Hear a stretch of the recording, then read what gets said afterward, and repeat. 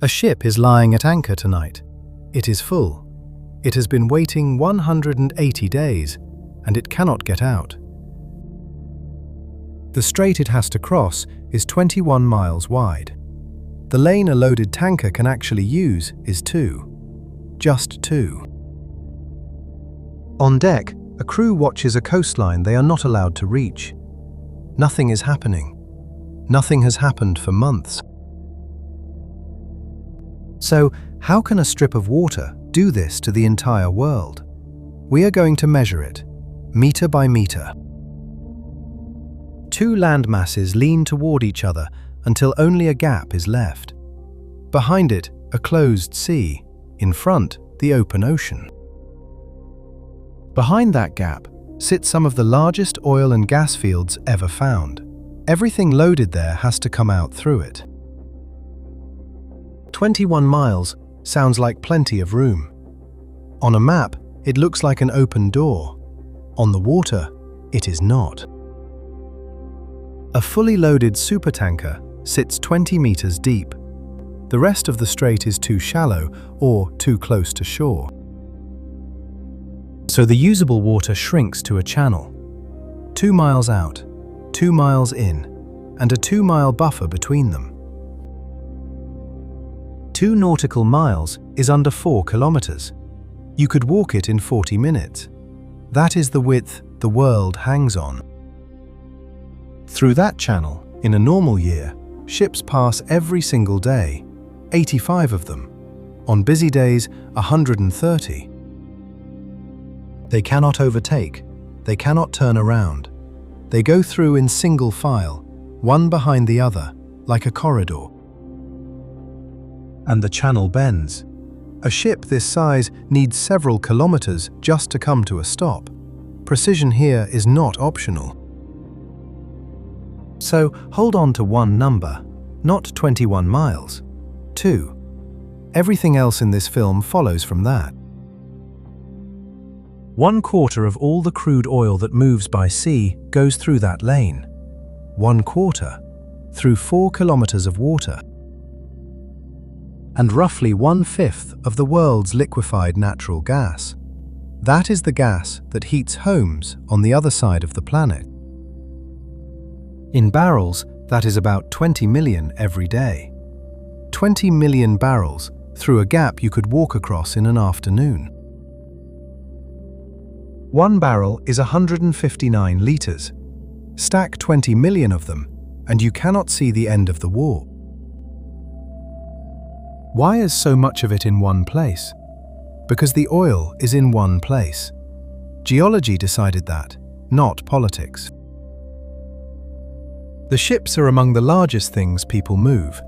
300 meters long, 2 million barrels inside a single hull. 10 of those hulls would hold a whole day's flow. 10. That is how thin the thread actually is. It is not only fuel, chemicals, fertilizer, plastic, asphalt.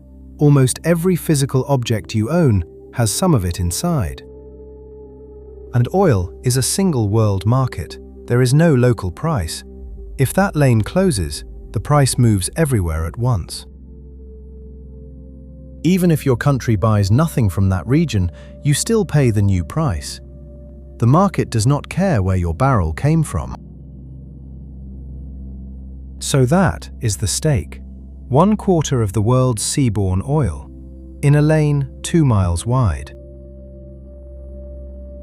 Then build a pipeline around it. Everyone has known this risk for 50 years. Surely somebody built the way around. Somebody did. 2 of them, and they work. They are simply not big enough, and that is this entire chapter. The first crosses Saudi Arabia from the Gulf to the Red Sea. 1,200 kilometers, 5 to 7 million barrels a day. The second runs 400 kilometers across the Emirates to a port outside the strait. 1.5 million barrels a day. In a control room, somebody watches both of those lines running at their limit. The needle will not go higher, it is already there. They were already half full before any of this began. Free in both together, 3.5 to 5.5 million barrels. So, do the arithmetic. 20 million barrels want out. 5 million can go around. That is 1/5. Those pipelines bypass the strait. They do not replace it. That difference is the entire point of this film. Why did nobody build more? Because for 50 years, it was never needed. A pipeline standing empty is a very expensive apology. This is the shape of every choke point. The cheap route wins every single year, until the one year it does not. And for the gas, there is no pipeline at all. Liquefied gas needs a ship. For that fifth of world supply, there is no way around. Now the part that will age.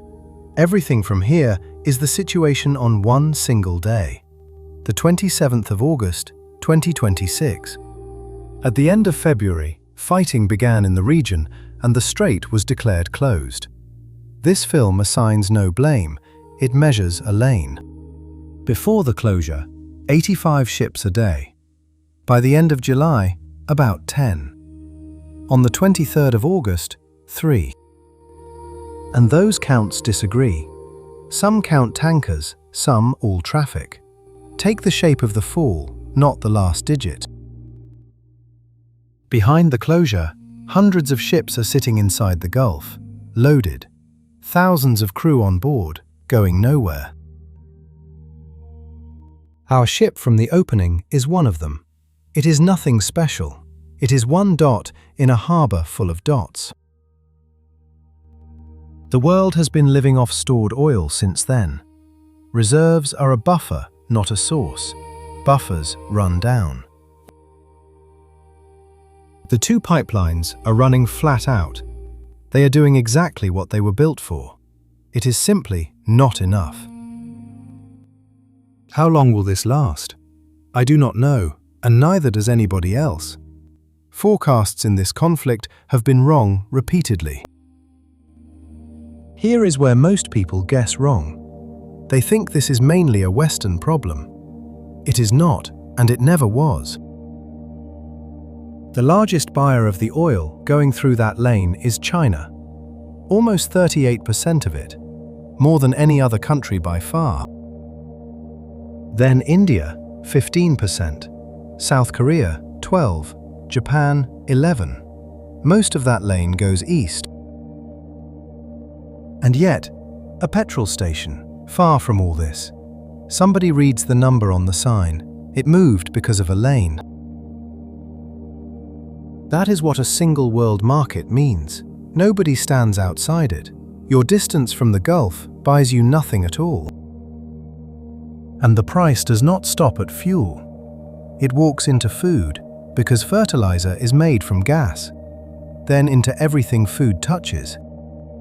Insurance for a ship in that region has multiplied. That cost sits inside every container, not only the ones carrying oil.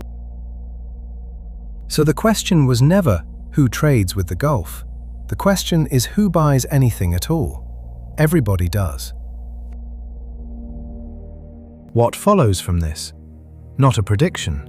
A choke point is a shape, and this shape was visible for 50 years.